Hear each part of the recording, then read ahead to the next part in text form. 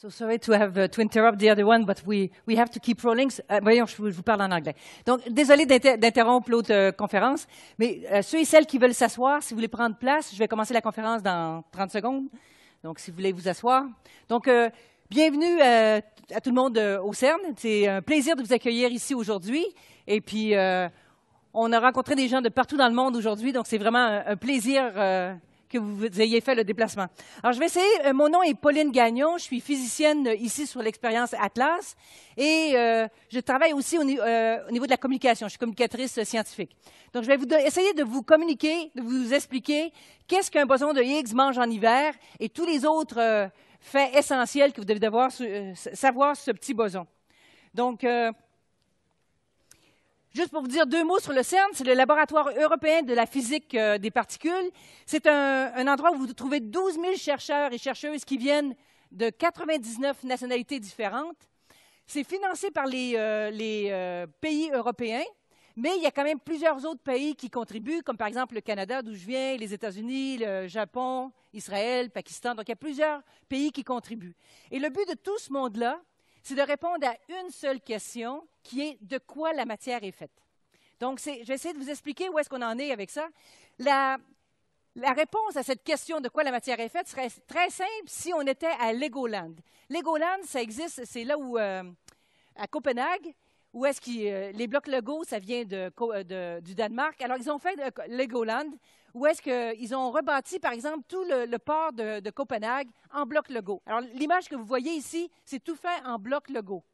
Et si je vous demande de quoi la matière est faite à Legoland, quels sont les plus petits grains de matière qui existent? C'est très facile. Je prends le port de Copenhague, je vous casse ça sur le plancher et je regarde toutes les petites particules qui sortent.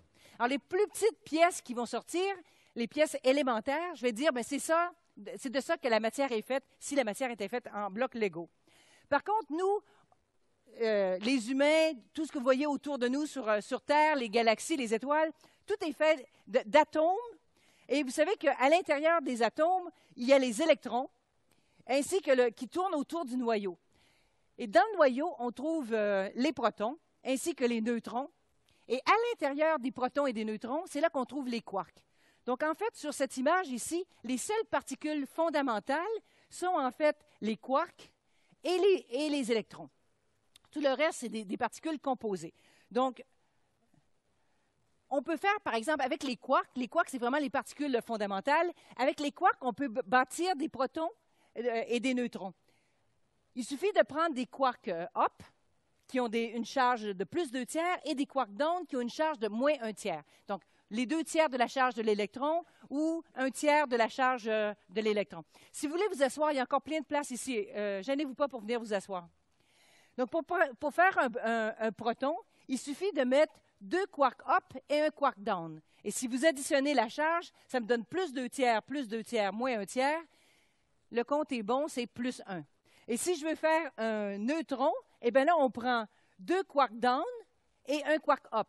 Et avec tout ça, on additionne encore les charges et on obtient une charge neutre pour le neutron. Donc, vous voyez, en prenant des quarks up et down, je peux bâtir tous les protons et les neutrons. Ensuite, tout ce qui reste à faire, c'est de mélanger des protons et des neutrons dans des proportions différentes et on rajoute à ça des électrons et on obtient tout le tableau périodique, tous les éléments chimiques qui existent. Avec ça, vous pouvez bâtir toute la matière. Donc, vous voyez, le modèle qu'on a, le modèle théorique qu'on a qui s'appelle le modèle standard de la physique des particules, il nous dit d'abord deux choses. Il nous dit que toute la matière est faite de particules, des plus petits grains de matière qui existent, et que ces particules interagissent en échangeant d'autres particules. Et c'est un peu comme si on avait deux patineurs qui sont sur la glace, et ils évoluent. Alors, comment ils font pour savoir pour faire une interaction entre les deux? Tout simplement, normalement, ils iraient en ligne droite, mais la première lance une grosse balle de neige au deuxième, et ça les fait dévier. La première recule, et l'autre reçoit la balle et recule lui aussi. Donc, vous voyez, au lieu de se propager en ligne droite, tout à coup, il y a eu une interaction entre les deux qui a affecté le mouvement de l'un et l'autre. Donc, c'est un peu comme ça que ça se passe au niveau des particules.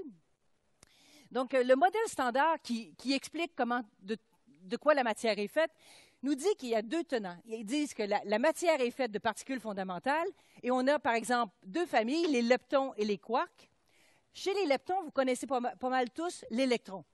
Et il y a aussi le muon, qui est 200 fois plus lourd, mais très semblable, et le tau, qui est encore, je crois, 1700 fois plus lourd que l'électron. Et chacun vient avec son neutrino. Ensuite, on a la famille des quarks, et là, vous avez up et down, je les ai présentés tout à l'heure, et il y a le quark charmé et le quark étrange. Ensuite, le quark top et le quark bottom. Ça, le top, c'est le plus lourd qu'il y a. C'est quand même bizarre parce qu'ils ont tous des masses très différentes, de plus en plus lourdes. Les particules que je vous montre ici, c'est des petites peluches qui ont été faites par une femme qui a bâti le zoo des particules. Et vous pouvez trouver ça sur le web. Elles sont très, très mignonnes, ces particules. Elles sont superbes. Et en fait, pour faire toute la matière, il suffit en fait de l'électron up et down. Donc, avec les particules de la première génération, on peut bâtir toute la matière qui nous entoure. Les autres particules, on en voit par exemple dans les rayons cosmiques, les muons, ou les plus grosses comme le top ou le bottom, on peut les produire quand on met énormément d'énergie ici avec l'accélérateur qu'on a ici au CERN. Et ensuite, comme je vous ai dit tout à l'heure, il y a des particules d'échange qu'on appelle les bosons. Alors, on se rapproche de notre sujet, boson de Higgs. Les bosons, ce sont des particules qui sont associées aux forces fondamentales. Et il y a en fait quelques forces fondamentales. Il y a l'interaction, il y a l'interaction forte qui est responsable, c'est celle qui fait tenir les quarks à l'intérieur des protons et des neutrons. Donc, c'est les gluons qui sont médiateurs de cette force. Donc, gluon du mot anglais glue, de la colle, qui fait coller les particules ensemble. On a le photon qui est associé à l'électromagnétisme. L'interaction faible, c'est elle qui est responsable des désintégrations radioactives. Donc, quand il y a de la radioactivité, c'est à cause de ça.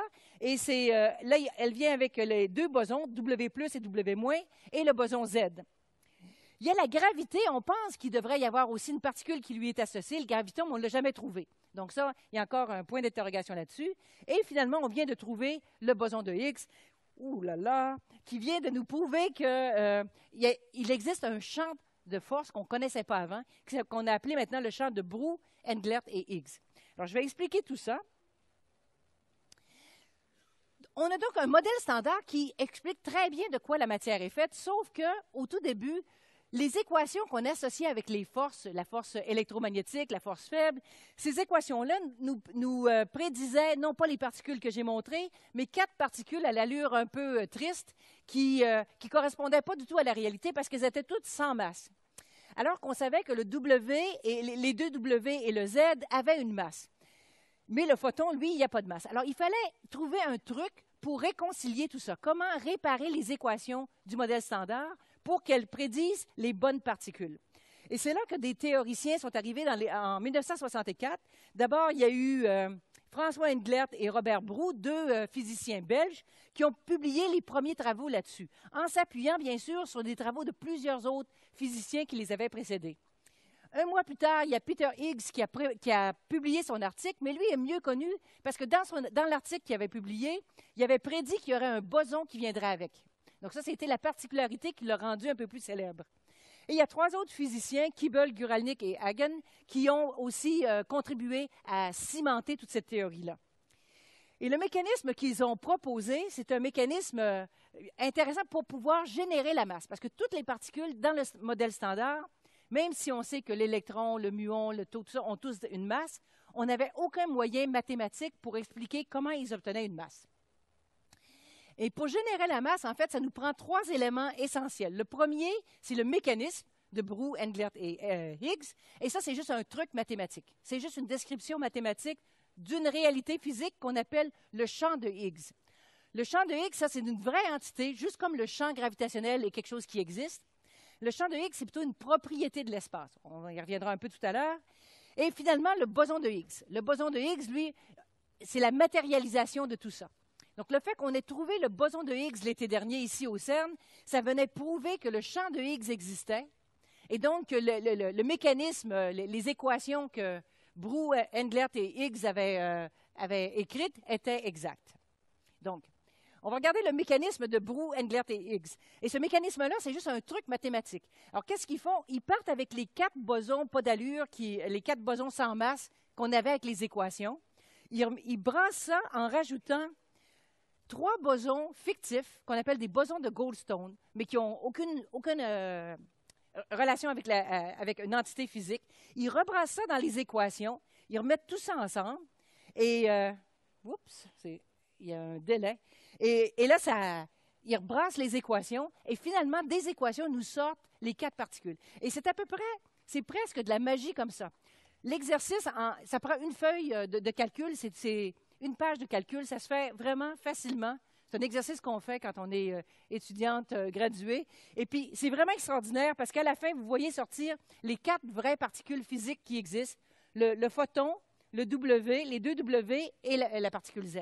Donc, c'est vraiment un mécanisme qui fonctionne, sauf que, est-ce qu'il était vrai?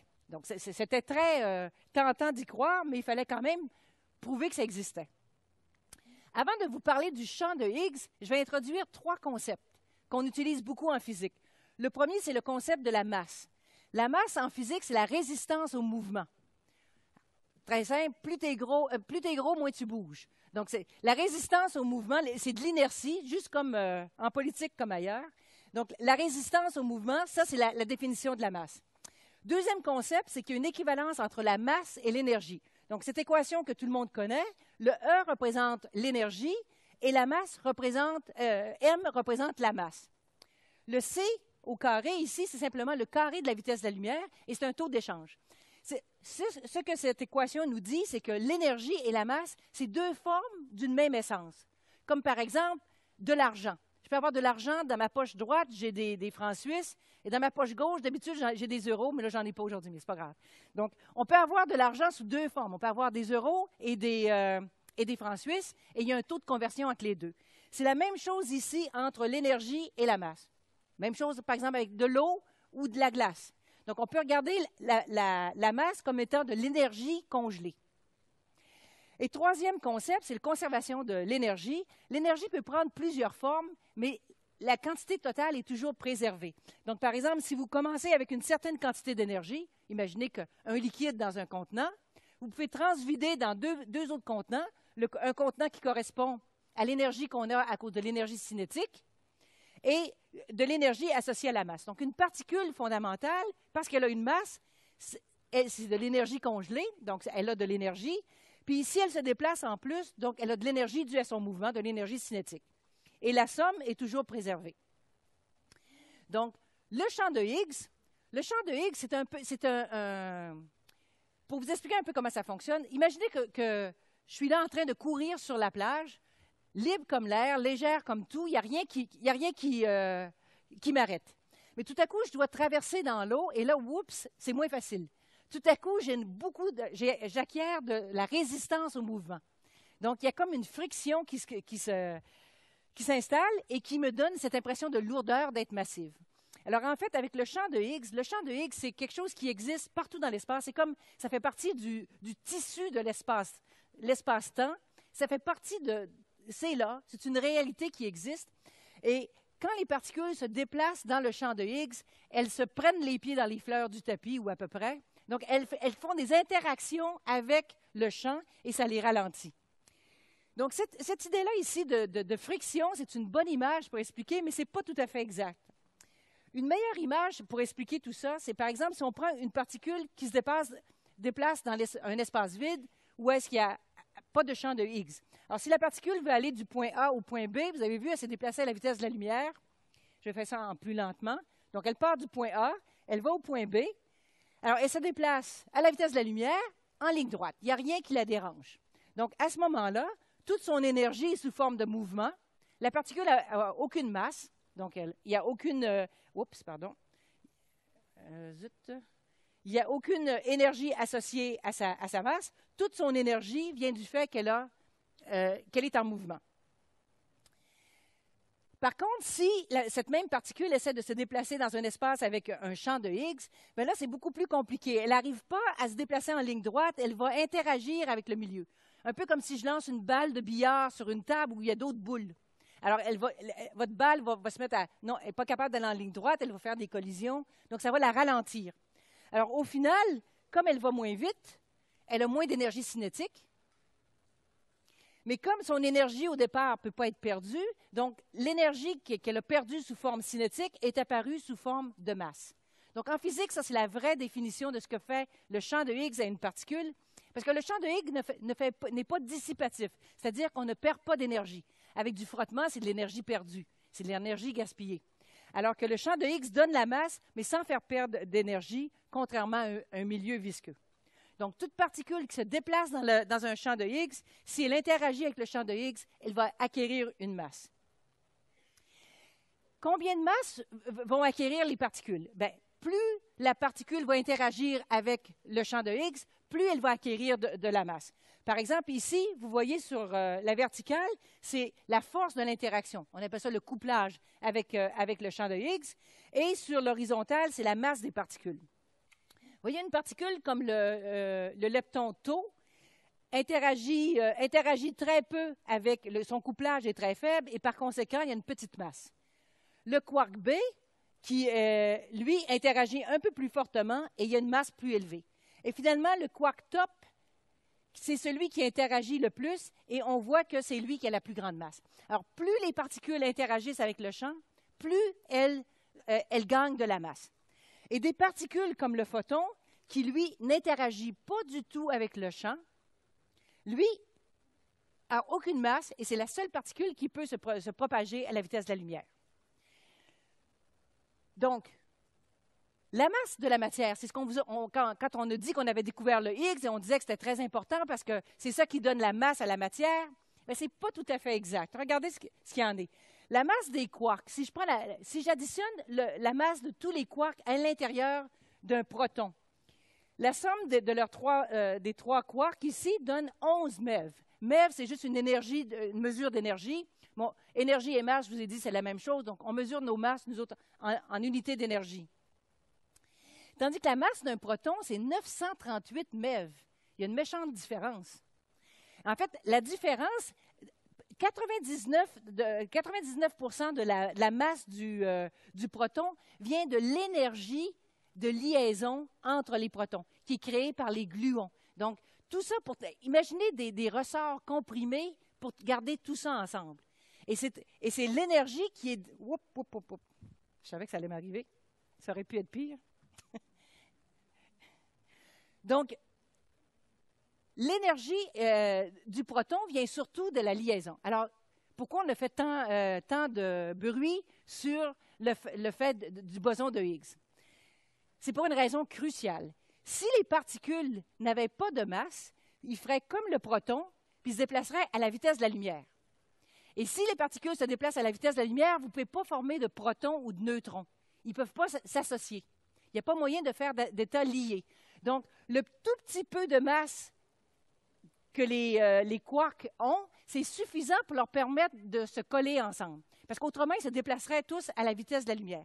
Donc, le rôle du boson de Higgs, il est essentiel. Il donne le petit peu de masse nécessaire à toutes les particules fondamentales, de telle sorte qu'on peut former des états liés. Autrement, il n'y aurait aucune matière. Ce seraient toutes des particules qui se déplaceraient à la vitesse de la lumière, comme les photons. Donc, c'était vraiment essentiel. Donc, en résumé, il y avait trois aspects. Il y avait l'outil mathématique, donc les équations qui ont été faites pour rebrasser les équations, le truc pour rebrasser les équations. Ensuite, il y a une entité physique qui est le champ de Higgs, qui remplit tout l'espace. Dès que le Big Bang a eu lieu, c'est un état qui est apparu. Ce champ-là existe. Comme le temps existe, comme les dimensions existent, c'est vraiment une propriété fondamentale de l'espace-temps.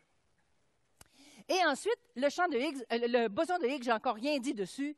Le boson de Higgs, lui, tout ce que c'est une excitation du champ. Alors, je vous explique ça.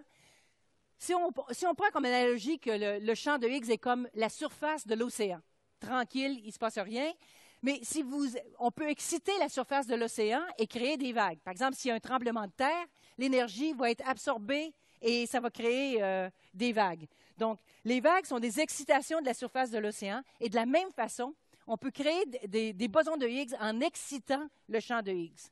Alors, aller exciter un champ de Higgs, ce n'est pas évident, mais c'est pour ça qu'on a le grand collisionneur de hadrons qui nous permet d'aller mettre des quantités énormes d'énergie en des points bien précis et on crée justement ces excitations du champ de Higgs pour permettre de créer le boson de Higgs. Et en créant le boson de Higgs, ben là, on prouvait que le champ existait et donc que les équations de Peter Higgs, François Englert et Robert Boux étaient vraies. Notre collisionneur ici fait 27 km de circonférence et son but, c'est simplement d'amener des protons en collision, pour créer l'énergie qui va se matérialiser, encore une fois à cause de cette équation, se matérialiser pour créer des particules nouvelles. Donc, on a créé des bosons de Higgs, mais les bosons de Higgs sont très instables et ils vont se désintégrer presque automatiquement. Ils se défont en débris. Et on met d'énormes détecteurs. Il y en a peut-être parmi vous qui ont pu descendre voir Atlas, CMS ou un autre détecteur. Alors, nos détecteurs, c'est comme des caméras géantes qui nous permettent de prendre des instantanés, des photos, des débris qui sortent. Alors, on ne voit pas le boson de Higgs lui-même, mais on voit ses débris. Alors, la désintégration d'une particule, c'est un peu comme si je fais la monnaie pour une pièce de monnaie. Donc, si je vous fais la monnaie pour une pièce de 2 €, je peux vous donner 2 pièces de 1 €, par exemple.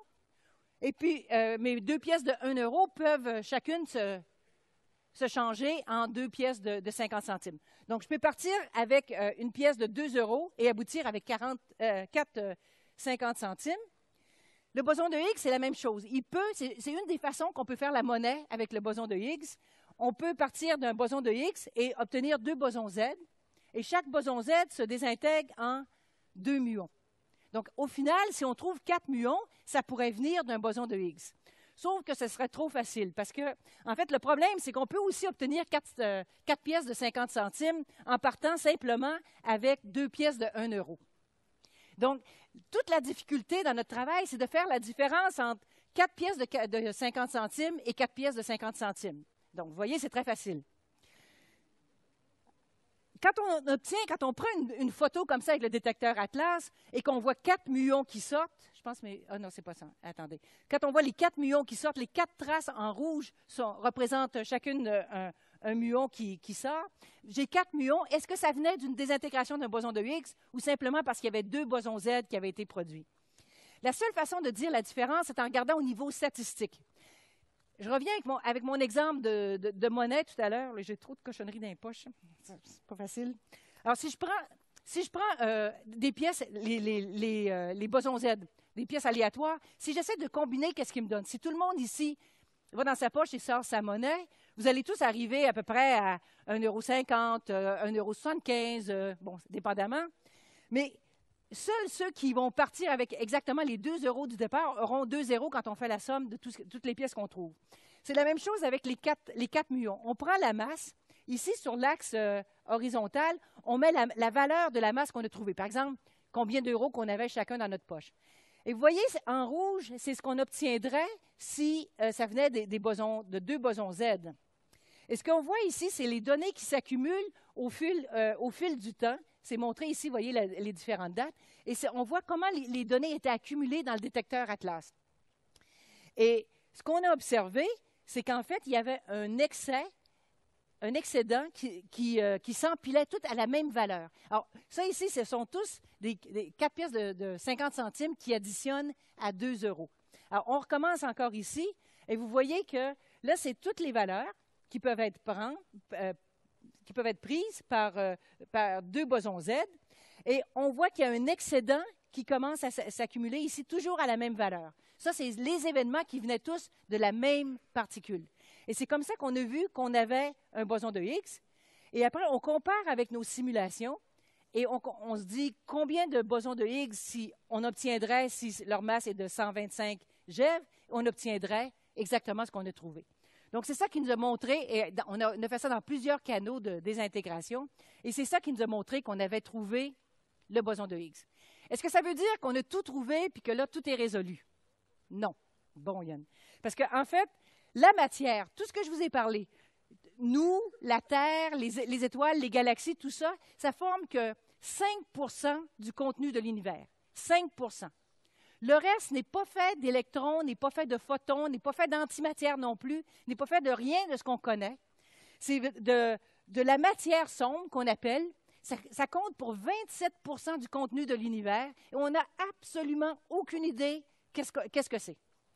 Et l'autre partie, 68 % du contenu de l'univers, c'est de l'énergie sombre, c'est-à-dire que c'est une énergie encore d'une nature inconnue. Alors on l'a appelée énergie sombre parce que ça n'émet pas de lumière. Cette énergie, on sait qu'elle est là parce que vous savez qu'il y a eu le Big Bang et qu'après ça, l'univers était en expansion. Bien, il y a une dizaine d'années, les astrophysiciens se sont rendus compte que c'était non seulement en expansion, mais cette expansion-là est en accélération. Donc, vous savez, si vous êtes en voiture et vous voulez accélérer, il faut donner de l'énergie. Donc, on n'a aucune idée d'où vient cette énergie. Donc, c'est pour ça qu'on a appelé cette énergie de l'énergie sombre. Alors, tout ce qu'on a fait comme recherche dans les dernières 50, 75 années en physique des particules, tout ce qu'on a compris, c'est comment fonctionne 5 de la matière. Mais on le comprend très bien, par contre. Il faut quand même dire. Alors, ça finit, au final, tout ce qu'on connaît, c'est la pointe de l'iceberg. Et en fait, le reste nous est complètement inconnu. Alors, ceux et celles parmi vous qui sont étudiants ou étudiantes en physique, continuez parce qu'il y a encore énormément de travail. On a compris seulement 5 du contenu de l'univers. Le reste est encore à déterminer. Alors, je vous remercie d'être venus aujourd'hui et merci de votre attention.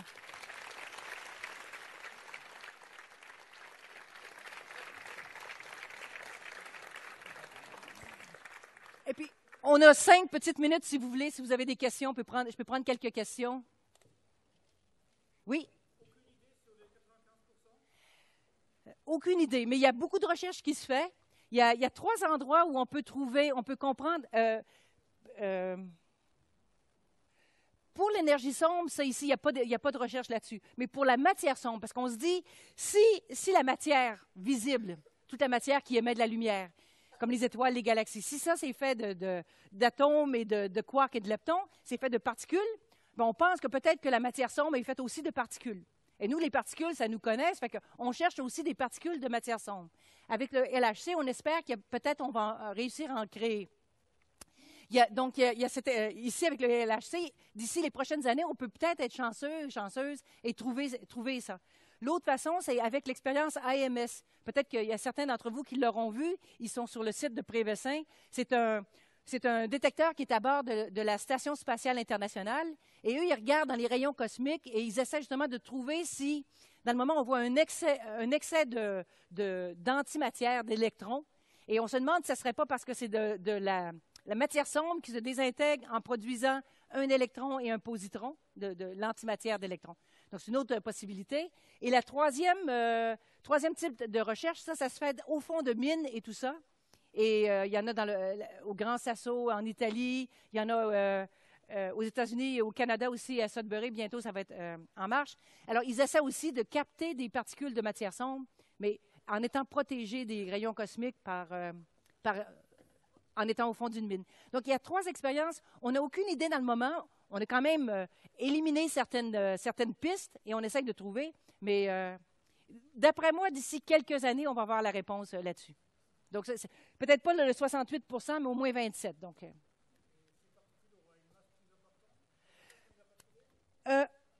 on ne le sait pas. On ne le sait pas. Je vous ai parlé tout à l'heure de 5 forces fondamentales. Et on sait que ça n'interagit pas avec la force électromagnétique parce que ça n'émet pas de lumière. On sait que, tout ce qu'on sait, on voit des effets gravitationnels, mais s'ils ont une masse, ils vont interagir avec le champ de Higgs. Donc, une chose qu'on espère faire, c'est une des recherches que je faisais ici, moi, avec Atlas, c'est de produire des bosons de Higgs et voir s'ils se désintègrent en particules de matière sombre. On ne verrait pas les particules de matière sombre dans notre détecteur, mais on verrait qu'il manque quelque chose. Et par déduction, on pourrait le trouver. Donc ça, c'est une autre type de recherche. Ouais. Peut-être une autre question ou deux? Rapide, on a 1 ou 2 minutes. Non, ça semble être une propriété de la matière. C'est pas créé par exemple, le champ gravitationnel, c'est créé soit par la Terre, soit par une grande quantité de masse. Tandis que le champ de Higgs, ça semble être une propriété de l'espace, comme le temps est une propriété de l'espace-temps dans lequel on habite. Ça semble être c'est comme, ça fait partie du tissu de base de notre espace. Aussi bête que ça. Voilà. Oui? Non. Et puis, justement, il y a 2-3 ans, justement, il y a des chercheurs on envoyait ici des neutrinos à partir du CERN, on les envoyait en Italie, et on sait que les neutrinos, ils ont une toute petite masse, mais ils ont une masse. Alors, le fait qu'il y ait une toute petite masse, il ne peut pas aller ni à la vitesse de la lumière, ni plus vite. Et finalement, effectivement, c'était une erreur de mesure, mais c'était tellement compliqué leur expérience. Imaginez, la vitesse de la lumière, c'est énorme. Donc, pour se rendre, de partir du CERN, aller jusqu'en Italie, c'est 731 kilomètres. Mais ils font ça en quelques nanosecondes, des milliardièmes de secondes. Donc, essayez de mesurer tout ça avec précision. Effectivement, c'est juste une erreur instrumentale, une partie d'équipement qui était mal réglée. Donc, c'est des trucs très compliqués à faire. Mais on n'a jamais trouvé rien, puis d'après les équations, c'est impossible. Pour aller plus vite que la vitesse de la lumière, à mesure qu'on augmente la vitesse de la lumière, la masse augmente, la résistance au mouvement augmente, et puis elle devient infinie. Donc, pour aller un peu plus vite, il faudrait donner une quantité d'énergie infinie, ce qui devient impossible. Voilà. Alors, je vous remercie encore pour votre attention. On va arrêter là. Il va y avoir une autre projection ici qui va commencer dans quelques secondes.